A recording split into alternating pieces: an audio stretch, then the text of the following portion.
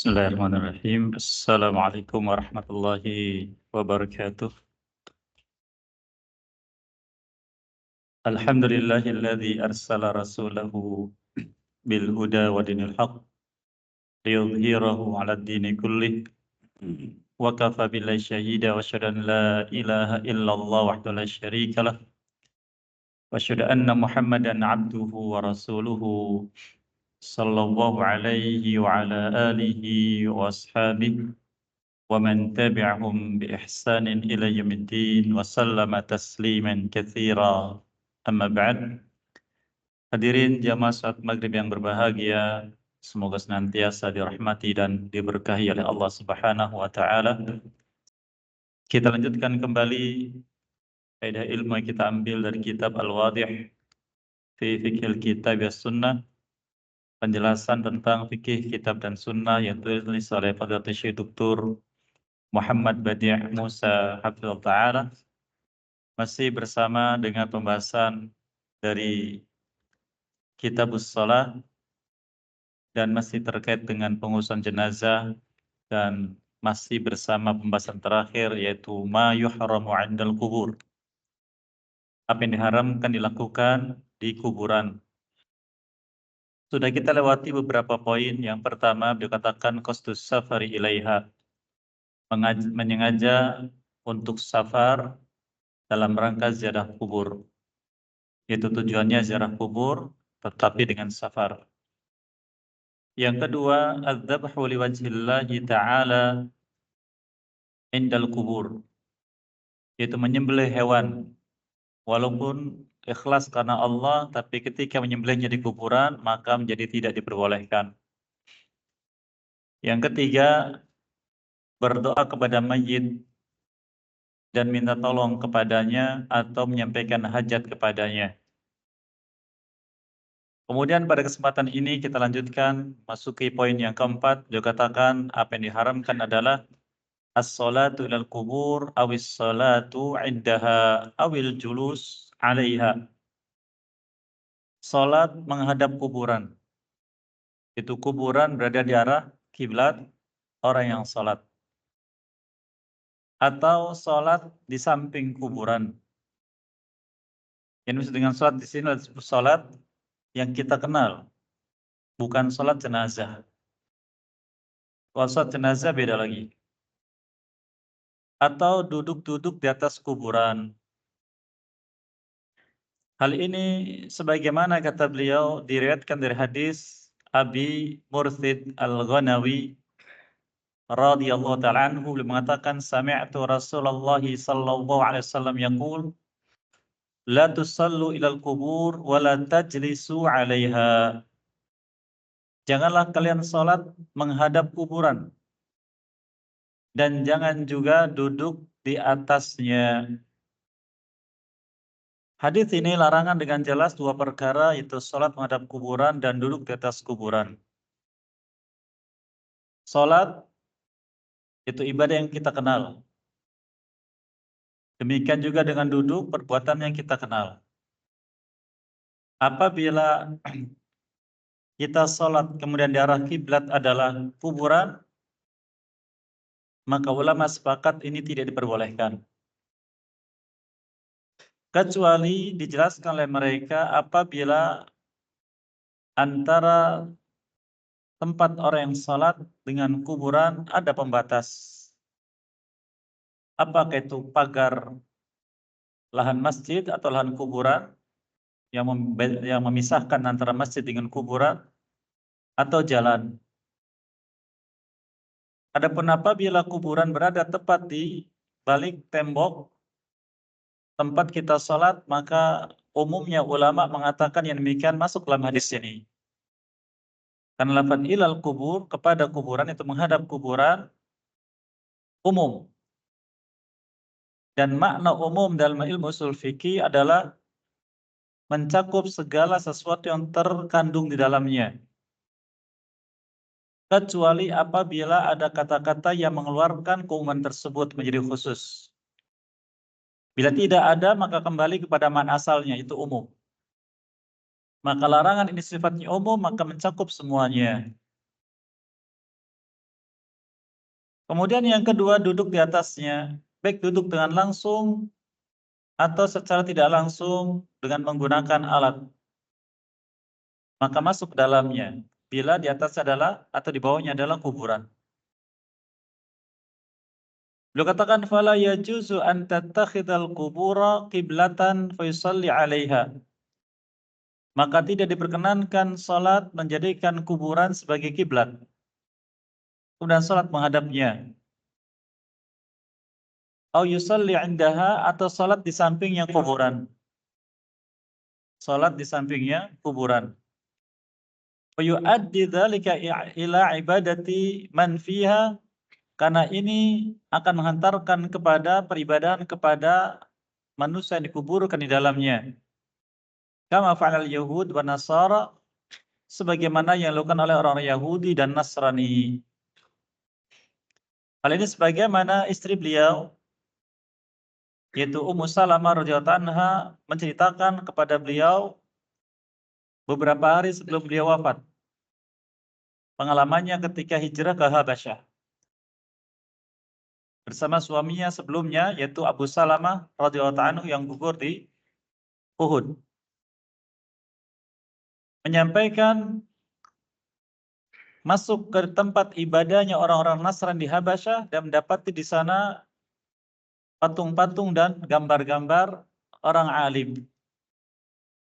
Maka beliau katakan ulaika syirarul khalqi, mereka itu adalah makhluk paling buruk.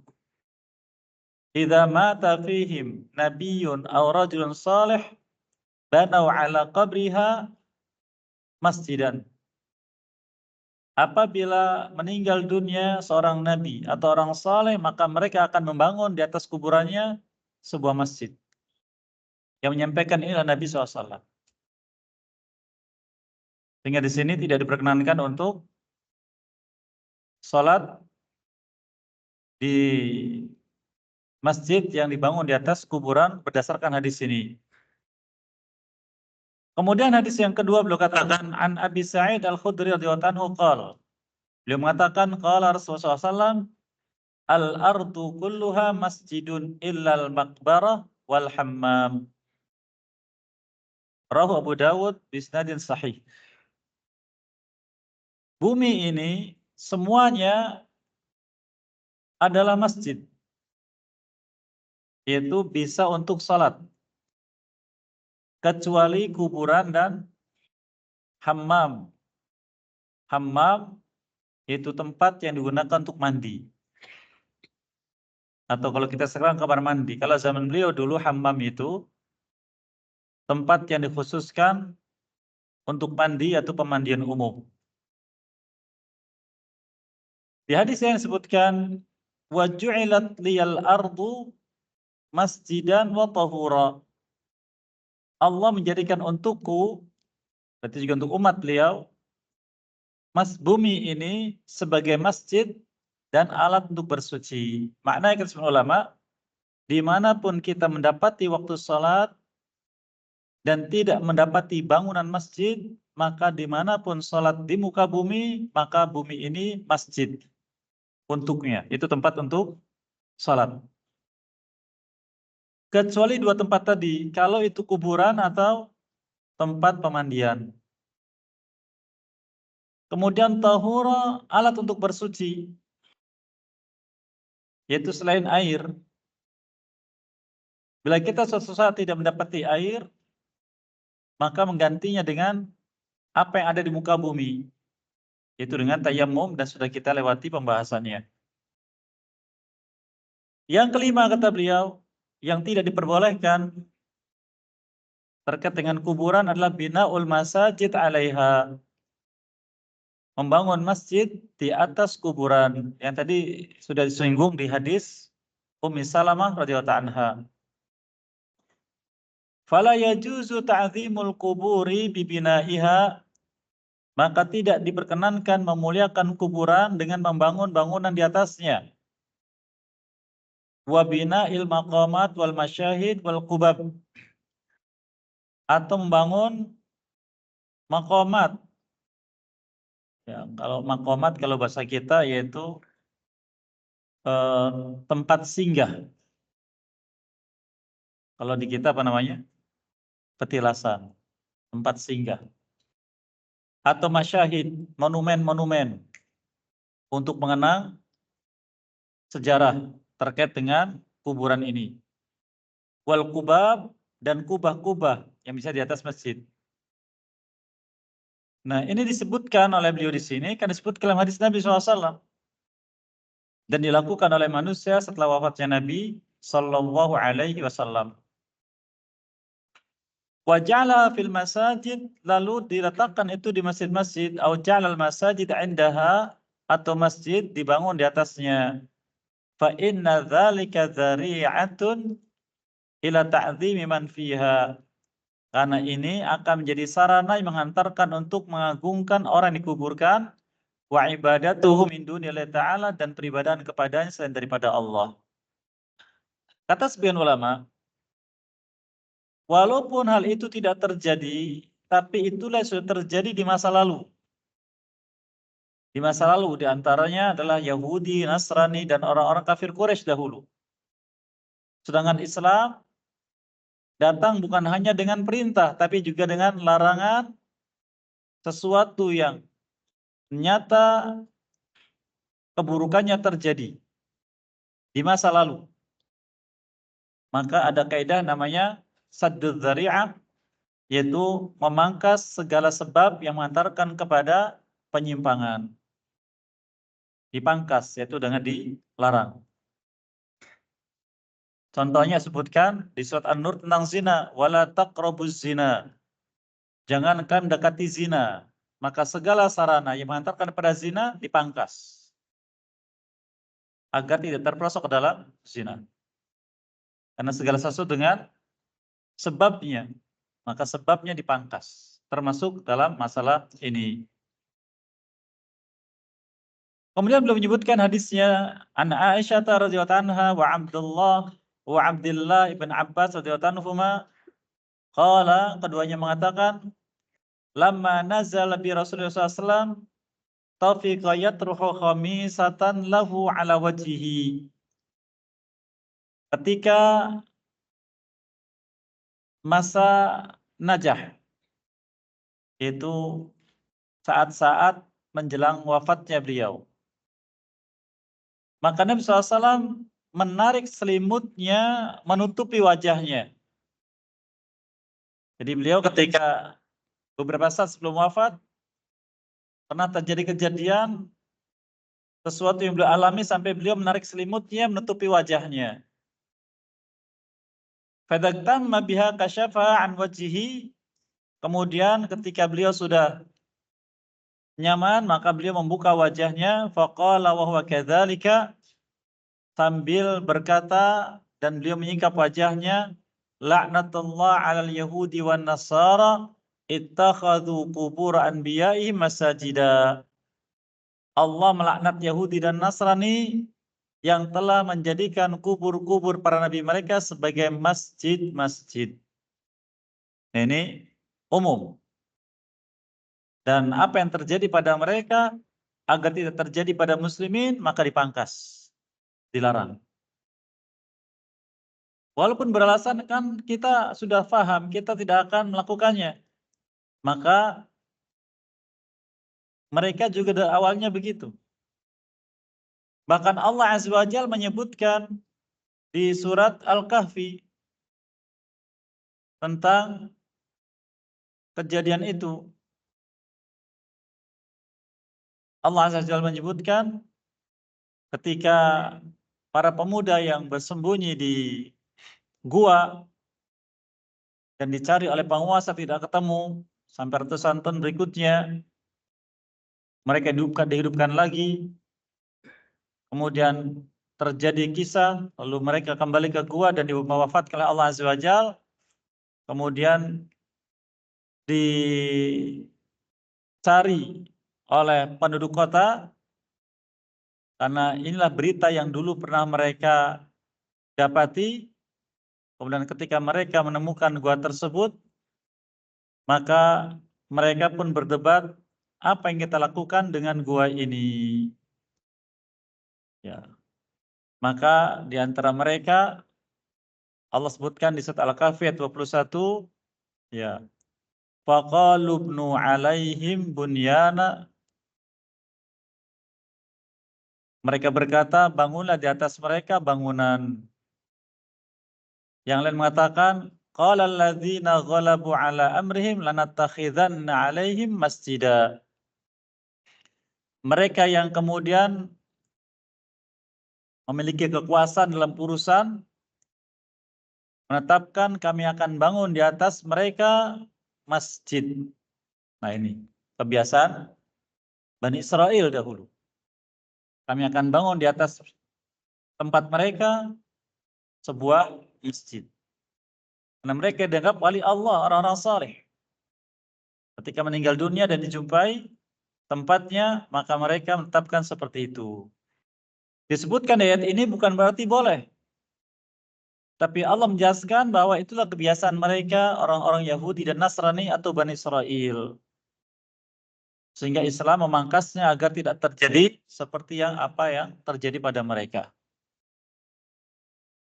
Kemudian beliau katakan, yuhadziru ma sana'u. Ucapan ini, kata istrinya Aisyah radhiyallahu anha, beliau memperingatkan umatnya dari apa yang mereka perbuat agar jangan meniru perbuatan mereka. Yaitu kebiasaan membangun masjid di atas kuburan Nabi atau orang saleh. Wa fi riwayatin qalat, dalam riwayat yang lain dikatakan oleh beliau, itu Aisyah radhiyallahu anha, dalam hadis riwayat Bukhari juga riwayat Muslim, walau la dzalika la abrazu qabrahu ghaira anni akhsha ayyattakhidha masjidan. Kalau bukan karena larangan Nabi SAW tersebut atau berita dari beliau tersebut, niscaya para sahabat akan meninggikan kubur beliau. Tetapi aku khawatir akan dijadikan sebagai masjid. Sehingga kuburan beliau SAW dengan dua sahabatnya rata dengan tanah. Dan kuburan beliau ada di rumah beliau, di kamar beliau. Dan rumah beliau tetap utuh. Dan inilah khilaf dan terulama ketika terjadi kebutuhan untuk memperluas masjid. Sedangkan di sana ada kuburan Nabi SAW, maka mengacu pada ini, rumah beliau tetap dibiarkan sehingga tidak dijadikan sebagai masjid, tetap sebagai rumah. Ya. Kemudian masjid diperluas. Dan rumah beliau utuh tidak dijadikan sebagai masjid. Dan dijadikan hanya lahan-lahan di sekitarnya. Dan lahan-lahan itu ya, bukanlah kuburan beliau, tapi di luar rumah beliau. Dan rumah beliau asalnya kecil. Mungkin satu kamar kita, sekitar 3 meter kali 4 meter, sekitar itu rumahnya, kecil. Kemudian beliau katakan, yang keenam, ittikhaduha aidan, menjadikan kuburan sebagai tempat berhari raya. Yang dimaksud dengan hari raya adalah yang disebut dengan aid, dari kata ada ya'udu aidan, itu sesuatu yang dilakukan secara berulang rutin. Apakah tiap tahun, atau tiap bulan, atau tiap pekan. Sehingga hari Jumat dikatakan Aid karena dia berulang tiap hari Jumat dilaksanakan sholat Jumat yang di sana ada khutbahnya. Disebut dengan Aid. Maka sesuatu yang berulang kejadiannya dan sama, maka disebut dengan Aid. Kemudian beliau katakan, tuqsadu fi awqatin muayyana, yang dituju untuk berkumpul di sana di waktu tertentu. Wa mawasima ma'rufah, dan musim-musim tertentu. Jadi ada musim berkumpul di kuburan. Ada waktu tertentu berkumpul di kuburan. Yang kuburannya itu kegiatannya juga sama itu. Maka berarti menjadikan kuburan itu sebagai tempat Aid. Wa yuqadu 'inda surud, Juga tidak diperbolehkan menyalakan lampu di kuburan. Jadi kuburan diberi lampu tidak boleh. Kecuali dibutuhkan, yaitu saat darurat penguburan jenazah di malam hari. Yang bukan bermaksud untuk memberi penerangan di kuburan, tapi penerangan untuk penguburan jenazah. Wa yujma'ul mal. Kemudian dikumpulkan harta. Lisaraqatiha. Untuk mereka yang ingin mendapatkan penghasilan dengan itu.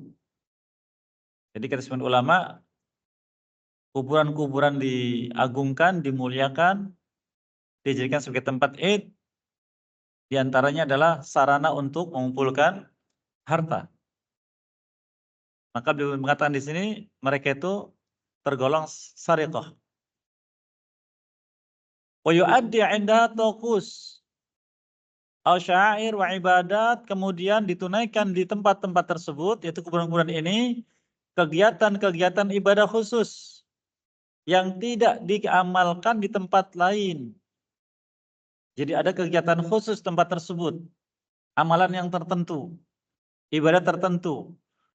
Wazkar, demikian juga zikir-zikir tertentu, wa ghairu dzalika, dan ibadah-ibadah lainnya.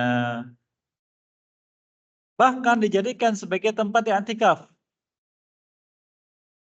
Apa itu i'tikaf? I'tikaf adalah berdiam diri di satu tempat untuk melakukan amalan khusus atau tertentu. Yang waktunya ditentukan apakah satu malam, atau satu hari, atau sehari semalam. Untuk mendekatkan diri kepada Allah, atau mengharapkan hajat kepadanya. Maka i'tikaf, ibadah yang tidak jauh berbeda dengan salat. Karena sebagian ulama mensyaratkan i'tikaf itu di masjid.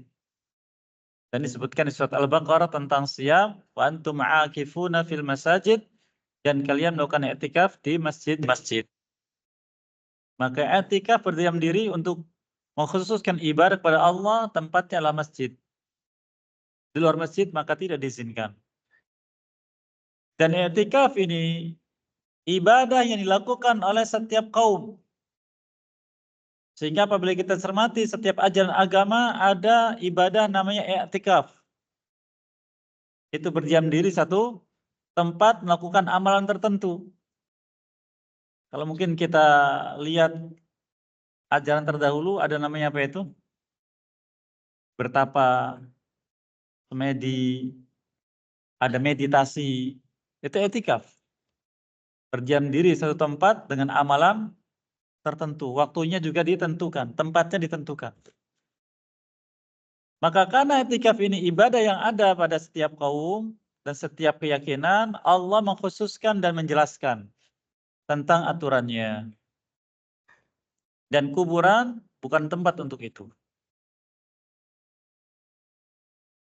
Kemudian dibawakan hadis Nabi SAW, riwayat Imam Abu Dawud rahimahullah ta'ala, dari Abi Hurairah radhiyallahu anhu, beliau mengatakan, qala Rasulullah SAW, la tattakhidhu qabri 'aidan wa la taj'alu buyutakum kubura wa haitsu ma kuntum fasallu 'alayya fa inna salatakum tablughuni.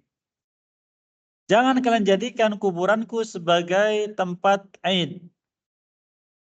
Itu jangan menyengaja berkumpul di sekitar kuburanku. Yang rutin dilakukan, apakah tiap pekan atau tiap bulan atau tiap tahun, jangan. Jadi kalau kita ke Madinah, kita ziarah masjid beliau, maka ke kuburan beliau itu adalah ziarah. Bukan duduk di situ untuk i'tikaf. Dan kita ke Raudhah bukan karena kuburan Nabi SAW, tapi karena memang wasiat beliau. Bahwa antara mimbarku dan rumahku ada taman dari taman surga yang disebut dengan Raudhah. Dan faedahnya kata sebagian ulama, berharap ketika kita bisa duduk di sana atau menginjakkan kaki tempat tersebut, berharap kaki ini juga mengantarkan kita ke dalam raudhah di surga nanti. Itu harapannya. Dan di raudhah tidak ada ibadah khusus. Dan tidak berbeda raudhah dengan tempat lain di Masjid Nabawi. Baik salatnya, atau doanya, atau zikirnya, atau apapun sama. Tapi kekhususan itu adalah kekhususan tempat sebagai Raudhatul Jannah, yaitu taman surga. Dan tidak jelaskan amalan apa yang dikhususkan di situ, tidak ada. Maka disamakan dengan Masjid Nabawi. Dan insya Allah ada penjelasan tentang masalah ini bila kita masuk ke pembahasan tentang masalah fikih, haji dan ziarah, insya Allah Ta'ala. Kemudian beliau katakan, wala taj'alu buyutakum kubura, dan jangan kalian jadikan rumah-rumah kalian kuburan. Di sini maknanya umum.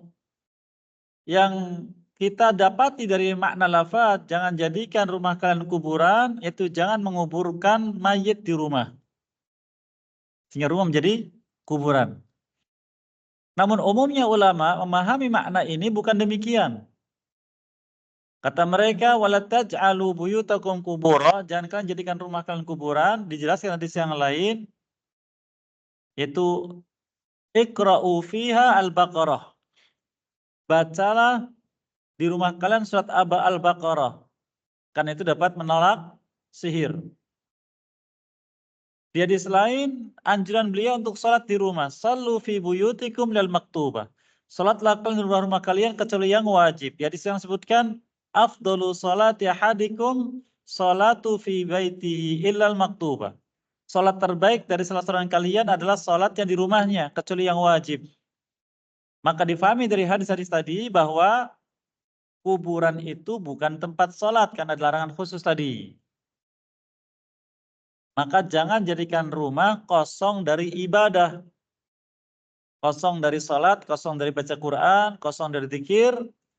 Kalau kosong berarti menjadikannya sebagai kuburan. Kosong dari ibadah. Kemudian poin yang ketiga beliau katakan di sini, atau unsur yang ketiga, wa haitsu ma kuntum fasallu alayya. Maka dimanapun kalian bersalawatlah kepadaku. Jadi salawat itu tidak harus di kuburan Nabi SAW. Salawat di manapun kata beliau. Beliau sendiri yang katakan sini, wa haitsu ma kuntum fasallu alayya. Dimanapun kalian berada, bersalawatlah kepadaku. Fa inna salatakum tablughuni. Kalau salat kalian pasti sampai kepadaku. Di hadis yang sebutkan, malaikat menyampaikan kepada beliau. Jadi bukan beliaunya yang hadir ke kita, bukan, tapi salat kitanya sampai kepada beliau. Karena beliau sudah wafat, alamnya sudah khusus. Dan manusia yang sudah meninggal dunia, rohnya sudah Allah simpan di tempat khusus. Ada dua tempat. Ada sijin, ada illiyin. Disebutkan di surat Al-Mutaffifin. Sijin untuk mereka yang mati dalam keadaan kufur atau dalam keadaan bermaksiat. Maka tempatnya sijin. Adapun illiyin, mereka yang wafat dalam keadaan beriman. Dan orang beriman yang wafat tidak dalam keadaan maksiat. Maka di illiyin. Kalau sudah ditempatkan di illiyin, maka tidak kemana-mana sudah. Tidak kemana-mana. Yang nanti akan kembali ke jasad mereka, nanti ketika sudah ditiupkan as-sur. Atau sangkakala besar yang ditiup oleh malaikat Israfil alaihissalam. Lalu dia katakan, qala Syekhul Islam fil iqtida. Beliau mengatakan dalam kitab Iqtida Shiratal Mustaqim, wa wajhu dalalati anna qabran Nabi SAW afdal qabrin ala wajhil ardi, dan sisi pendalilan dari hadis tadi, yaitu salawatlah kalian kepadaku dari manapun kalian berada, karena salat kalian pasti sampai kepadaku, maka kuburan Nabi SAW adalah tempat paling baik di muka bumi. dari kuburan. Tempat paling baik dari kuburan. Wa qad nahaa an ittikhadhi 'aidan, tapi beliau melarang menjadikan kuburan beliau sebagai tempat berkumpul. Fa qabru ghairi aula bin nahyi kainan man kana, maka kalau kuburan beliau saja beliau melarang jangan jadikan sebagai tempat berkumpul, apalagi kuburan selain beliau lebih pantas, lebih utama untuk dilarang. Siapapun dia. Tsumma qarna dzalika biqaulih, lalu ucapan itu digandengkan dengan larangan lain, wala tattakhidhu buyutakum qubura, dan jangan kalian kosongkan rumah, jangan kalian jadikan rumah kalian sebagai kuburan, yaitu kosong dari ibadah dan zikir, baca Quran, sholawat dan yang lainnya adalah ibadah. Maka dikerjakan di rumah afdol. Ay la tu'attiluha 'anis salati fiha wad du'a wal qira'ah, yaitu jangan kalian kosongkan rumah kalian dari salat, dari berdoa dan dari membaca Al-Qur'an. Fatakunu bi manzilatil kubur. Sehingga kalau kosong nilainya sama dengan kuburan. Fa amrun bi taharril ibadah fil buyut, fa amara bi taharril ibadah fil buyut, maka beliau memerintahkan umatnya untuk bersemangat melaksanakan ibadah di rumah. Nah, ini pun sudah kita bahas di bab tentang sholat sunnah. Bahwa Nabi SAW sholat qobliyah subuh di rumah, sholat qobliyah zuhur di rumah, dan sebagainya. Beliau kerjakan di rumah, termasuk juga ba'diyahnya.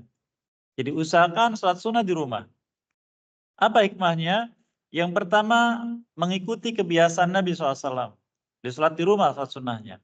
Yang kedua, melaksanakan perintah beliau tadi. Yang ketiga, melaksanakan sholat yang paling afdol, yang juga disebutkan di beliau.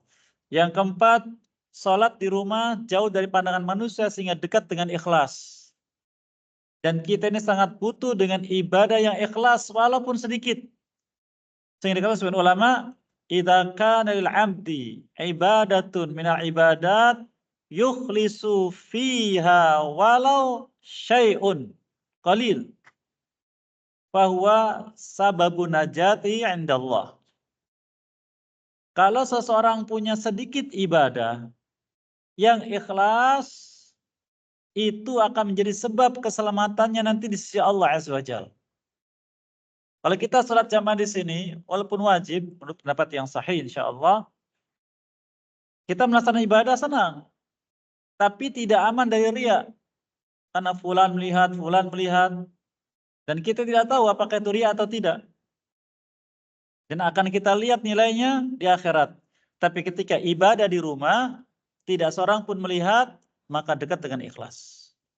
Jadi mudah-mudahan ada dari ibadah kita yang ikhlas di rumah, itu menjadi sebab keselamatan. Walaupun salat 5 waktu kita tidak diterima oleh Allah, siyam kita, zakat kita, haji kita, dan yang lainnya, tapi ada satu ibadah yang sedikit, yang ikhlas, itu menjadi sebab keselamatan. Lalu beliau katakan, wa naha an taharriha 'indal kubur, dan beliau melarang umatnya dari berusaha melaksanakan ibadah di kuburan. Aksama yaf'alul musyrikun, berbeda atau kebalikan dengan apa yang dilakukan oleh musyrikin. Minan nasara wa man tasyabba bihim, khususnya di kalangan Nasrani dan yang meniru perbuatan mereka. Tadi sebutkan hadisnya di hadis Ummi Salamah radhiyallahu taala anha. Yang ketujuh beliau katakan, raf'uha wa binauha wal kitaba 'alaiha wa zakhrafataha wa tajsisiha wal qu'ud 'alaiha wa wa'duz zuhur wan nabatat wa qsanus syajar 'alaiha. Termasuk yang lain juga adalah meninggikan bangunan kuburan. Anda akan sebutkan hadisnya insyaallah, menulis nama atau tulisan apapun, memberikan hiasan, memberi warna, duduk di atasnya, meletakkan bunga-bunga atau tanaman-tanaman di atas kuburan. Dan semua yang ada itu adalah prasangka baik, atau mengikuti kebiasaan orang-orang terdahulu yang juga tidak tahu sumbernya dari mana. Maka Allah sudah pernah menegur orang-orang Quraisy yang melakukan ibadah mengikuti orang terdahulu. Allah firmankan di surat An-Najm ayat 32, iyattabi'una illa dhanna wa ma tahwal anfus wa laqad ja'ahum mir rabbihimul huda. Tidaklah mereka berbuat demikian melainkan karena berprasangka baik saja tentang apa yang mereka lakukan itu dan mengikuti apa yang mereka inginkan, padahal telah datang pada mereka petunjuk dari Allah. Itu Al-Quran. Lalu beliau katakan, dari Jabir bin Abdullah radhiyallahu anhu, naha Rasulullah SAW an yujassisal qabra. Nabi SAW melarang umatnya dari memberi warna kuburan, dicat, di macam-macam, pokoknya beri warna. Wan yaquda alaihi, dan duduk di atasnya. Jadi kalau kita mengantarkan penguburan jenazah, hati-hati jangan duduk-duduk di atas kuburan. Di sebagian kitab dibahas khusus masalah ini dengan ancamannya. Wan yubna alaih, dan dibangun di atas kuburan, baik bangunan berupa rumah atau berupa atap atau berupa apapun yang di sana dibangun. Dan dibangun itu kata sebagian ulama adalah meletakkan bata atau batu yang dirangkai dan direkatkan. Itu namanya membangun. Letakkan bata atau batu yang dirangkai kemudian direkatkan. Itu namanya membangun. Kemudian juga hadis yang kedua, an Abil Hayyad Al-Asadi qala li Ali bin Abi Thalib radhiyallahu anhu. Kata Abil Hayyad Al-Asadi, Ali bin Abi Thalib radhiyallahu anhu ketika itu beliau menjadi khalifah, mengatakan kepadanya, ala ab'atuka ala ma ba'athani alaihi Rasulullah SAW. Abil Hayyad, aku ingin mengutusmu, memberi tugas padamu sebagaimana dulu Nabi SAW memberikan tugas kepadaku. Alla tad'a timthalan illa tamastahu, agar engkau tidak membiarkan ada timsal. Timsal yaitu patung-patung yang wujudnya makhluk bernyawa, melainkan engkau ratakan. Wala qabran musyrifan illa sawaita, dan tidak juga kuburan yang tinggi, melainkan engkau ratakan. Nah, ini tugasnya pemimpin, tugasnya penguasa. Kalau kita tidak boleh sekonyong-konyong melakukannya, akan mendapatkan fitnah. Karena beliau katakan di sini, dulu aku mendapatkan tugas dari Nabi SAW. Lalu sekarang aku sebagai pemimpin menugaskan engkau. Itu tugas pemimpin. Qala Nawawi rahimahullah, kata beliau Imam Nawawi rahimahullah mengatakan fihi anna sunnata annal qabra la yurfa' 'alal ardi. Imam Nawawi termasuk imam mazhab Syafi'i yang jadi rujukan. Kitabnya yang jadi rujukan dua. Yang pertama Al-Majmu' Syarah Muhadzab. Ini rujukan mazhab Syafi'i. Yang kedua adalah Al-Minhaj Syarah Sahih Muslim. Beliau katakan, fihi anna sunnata annal qabra la yurfa' 'alal ardi raf'an katsiran wa la yusannam. Di sini jelaskan bahwa yang sunnah menurut Nabi SAW adalah bahwa kuburan tidak ditinggikan dari bumi, dari tanah, dengan jarak yang tinggi, yaitu kata ulama lebih dari 1 jengkal tanahnya. Walau yusannam, dan tidak yusannam itu diundukkan tinggi, diberi gunungan, kecuali 1 jengkal saja, dan itu pun tanah kuburannya. Bal yurfa'u nahwa shibrin, bahkan ditinggikan hanya sekedar 1 jengkal. Wisattah, dan tidak mengapa diratakan, yaitu ditahan tanahnya di samping-sampingnya agar tidak melorot. Wa hadza min madhhab Syafi'i wa man wafaqahu, inilah madhab Syafi'i dan yang sesuai dengan beliau. Nabi katakan. Wa naqala al-Qadi Iyad an aktsar ulama, dan al-Imam Qadi Iyad menyebutkan ini berasal dari kebanyakan ulama, annal afdal, yang afdal adalah indahum tasnimuha, yang afdal adalah bahwa kuburan harus dibikin tasnim. Tasnim yaitu gundukan, agar diketahui itu adalah kuburan. Wa huwa madhabu Malik, dan ini adalah madhabnya Malik. Wan Sufyan At-Tammar, dan dari yang lain Sufyan At-Tammar rahmat mengatakan ra'a qabran Nabi SAW musannaman, rawal Bukhari. Beliau pernah melihat kuburan Nabi SAW musannaman, yaitu ditinggikan, diberi gundukan, tapi tidak lebih dari 1 jengkal. Wala yajuzu wad'ul wurud, warayyahin, dan tidak diperkenankan menaburkan bunga-bunga dengan berbagai macamnya. Auzira'ata asyajar indaha, atau menanam tanaman di atasnya. Mengkiaskan dengan apa yang dilakukan Nabi SAW kepada dua kuburan yang sedang diazab penghuninya. Itu khusus dari Nabi SAW untuk beliau. Faqullu dzalika minal bid'ah allati lam yaf'alha salaf. Itu semua adalah perkara baru yang tidak dilakukan oleh ulama kita terdahulu. Walau kana khairan sabaquna ilaih, seandainya itu dia anjurkan, maka tentu mereka orang pertama yang melaksanakannya. Lalu beliau membawakan hadis Nabi SAW dari Abu Hurairah radhiyallahu anhu, lian yajlisa ahadukum ala jamratin. Seandainya salah seorang kalian duduk di atas bara api, fatahriku thiyabahu, lalu bara api tadi membakar bajunya, fatukhlisa ila jildihi, sampai membakar kulitnya, khairun lahu min an yajlisa ala qabrin, lebih baik daripada duduk di atas kuburan. Nah, ini yang saya sebutkan tadi. Dibandingkan duduknya seorang di atas bara api sampai bajunya terbakar dan kulitnya terbakar, lebih baik daripada duduk di atas kuburan. Dan hadis semacam ini merupakan wa'id, ancaman. Dan bila ada perbuatan diancam oleh beliau SAW, ini masuk dalam dosa besar. Yang terakhir, nabsyul kubur muslimin wamtihanuha wa qasri idhamil mauta wal ba'thi bisadihim. Merusak kuburan muslimin atau menghinakannya. Dihinakan, dijadikan tempat sampah, di macam-macam. Atau juga ketika mengubur, mematahkan tulangnya. Jadi karena ada beberapa kejadian, lubang kuburannya digali tidak cukup dari dipatahkan, tidak boleh. Atau mendapati kuburan digali, ada tulang-tulang mayit, dipatahkan juga, tidak boleh walaupun sudah hancur tubuhnya. Dan semisalnya. Hal ini kata beliau, Nabi bersabda SAW, kasru 'idhamil mayyit ka kasrihi hayyan. Mematahkan tulangnya mayit sama dengan matahkannya ketika dia masih hidup.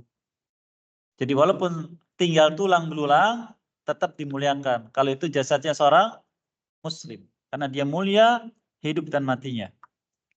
Fa hurmatul mu'min ba'da mauti baqiyah, kata beliau. Kemuliaan orang beriman itu terus berlanjut walaupun sudah meninggal dunia.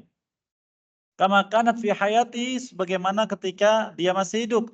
Fala yajusul abath bi juthatihi, tidak boleh disia-siakan walaupun sudah menjadi bangkai dan sudah menjadi tulang belulang. Tidak boleh dihidangkan, tidak boleh.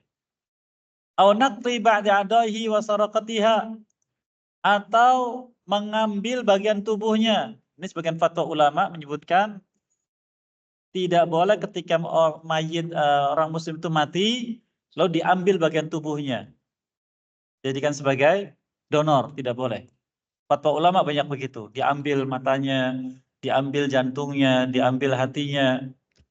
Karena tubuh ini milik Allah, maka tidak boleh diambil dari tubuh tersebut walaupun berwasiat. Fatwa kebanyakan ulama seperti itu. Karena tadi mematahkan tulang mayit sama dengan mematahkan orang masih hidup. Nah, ini apalagi diambil bagian tubuhnya. Kemudian beliau katakan, wa naqlu ba'da adaihi wa sarakatiha, memindahkan bagian tubuhnya apalagi sampai mencurinya. Mencurinya, yaitu diambil. Walau kana dzalika bi'idnihi, walaupun dengan izinnya qabla an yamut, sebelum matinya. Nanti kalau saya mati, saya donorkan jantung saya untuk fulan, tidak boleh. Walaupun dia berwasiat. Karena kata ulama, tubuh kita ini milik Allah. Dan Allah tidak pernah menyebutkan perintah yang hal tersebut. Walihada ja'a fi kutubil Hanabila, sehingga disebutkan dalam sebagian kitab fikih mazhab Hambali, wa yuhramu qat'u syai'in min atrafil mayyit, maka diharamkan memutus ujung-ujung jari dari mayit. Diputus. Tidak boleh. Wa itlafu dzatihi, atau memusnahkan tubuhnya. Wa ihraqihi, atau dibakar dengan sengaja. Walau asobihi, walaupun mayit ini berwasiat, nanti kalau saya mati tolong bakar tubuh saya. Tidak boleh dilakukan. Disebutkan dalam kitab Kasyaful Qanna'. Bal jazam Ibnu Hajar al-Faqih fi Zawajir. Bahkan disebutkan dalam kitab Az-Zawajir juz yang pertama halaman 134 bi annahu minal kabair, maka pelakunya telah melakukan perbuatan dosa besar. Perbuatannya termasuk perbuatan dosa besar. Lima alimta minal hadits annahu kakasi adhul hayy, kan disebutkan hadis tadi bahwa memutuskan tulang mayit sama dengan memutuskan tulang ketika dia masih hidup. Wa qala An-Nawawi rahimahullah fil Majmu'. Imam Nawawi pun berkata dalam kitabnya Al-Majmu', wa amma nabsyul qabri fala yajuzu li ghairi sababin syar'i. Adapun merusak kuburan mayit atau memindahkannya tanpa sebab syar'i tidak diperbolehkan secara kesepakatan ulama. Contohnya, lahan mau dibikin jalan tol. Mau tidak mau lewat situ, maka itu darurat. Tapi kalau lahan mau dibikin rumah, nah bukan darurat. Jadi harus diketahui tentang sebab syar'inya. Wa yajuzu bil asbab syar'iyyah, dan diperbolehkan kalau sebabnya syar'i. Kanahwi masabak, nah, seperti saya sebutkan di contohnya. Wa mukhtasaruhu annahu yajuzu nabsyul qabr idza buliyal mayyit sara turaban, dan singkatnya kata beliau diperbolehkan ya, memindahkan kuburan mayit bila sudah hancur semuanya. Hancur semuanya. Sudah tidak lagi nampak tulang-tulangnya, sudah tidak ada. Wahina itu yajuz dafnu ghairi fihi, dan saat itu juga boleh dikuburkan yang lain di kuburan tersebut. Jadi boleh ditimpa dengan catatan tulangnya sudah hancur. Wa yajuzu jar'u tilkal ard wa bina'uha wa sairu wujuhil intifa'. Karena kalau tulang sudah hancur, maka beliau di sini lebih berpendapat tanah itu bukan lagi tanah kuburan, sehingga baru boleh digunakan untuk rumah atau yang lainnya dari pemanfaatkan orang yang masih hidup. Wa hadza kullu idza lam yabqa lil mayyit atharun min 'adhamin wa ghairihi. Itu bila pada mayat tersebut tidak lagi tersisa bagian tubuhnya apapun, termasuk tulangnya. Wa ikhtalifu dzalika bi ikhtilafil bilad wal ardi, dan tentunya hukum ini berbeda satu negeri dengan negeri yang lain. Kalau berbeda bagaimana? Kembalinya kepada penjelasan ulama negeri dan pemimpin negerinya. Ulama dan umaroknya. Itu keputusannya pada mereka. Wa yu'tamadu fihi qaulu ahlil khibrah biha, dan ucapan mereka menjadi sandaran dalam masa tersebut. Ini digambarkan oleh Imam Nawawi rahimahullah taala. Jadi dari sini kita mendapati penjelasan ulama betapa mulianya seorang muslim walaupun sudah meninggal dunia dan tidak boleh disakiti sama sekali, sebagaimana ketika kita memutus tulangnya atau matahkan tulangnya itu menyakiti yang masih hidup, demikian sudah wafat. Demikian selesailah dari kitab shalah dan khususnya ada masalah janaiz, dan kita akan masuk ke insya kita berikutnya untuk kitab siam di majelis akan datang. Apa yang baik semua diberkahi dan mudahkan mengamalkannya, dan apa yang keliru semua dimaafkan dan ampuni sekalian. Wallahu a'lam Muhammadin wa ala alihi wa sahbihi ajma'in. Wa khuda'wan alamin. Assalamualaikum warahmatullahi wabarakatuh.